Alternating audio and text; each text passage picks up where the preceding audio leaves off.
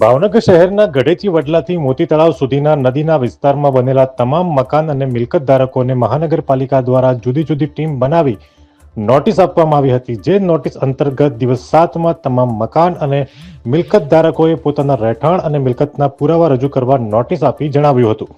જે કોઈ મિલકત ધારક નોટિસ સમય દરમિયાન પુરાવા રજૂ નહીં કરે તો મનપા દ્વારા કાયદેસરની કાર્યવાહી હાથ ધરી દબાણો દૂર કરવામાં આવશે. જો કે કુંભારવાડા મોતી તળાવ વિસ્તારમાં ગરીબ અને મધ્યમ વર્ગના શ્રમિક લોકો વસે છે, ત્યારે મોતી તળાવ વિસ્તારમાં નોટિસ આપવામાં આવતા લોકોમાં ભારે રોષ જોવા મળ્યો હતો. અહેવાલ ફિરોઝ મલેક, ભાવનગર.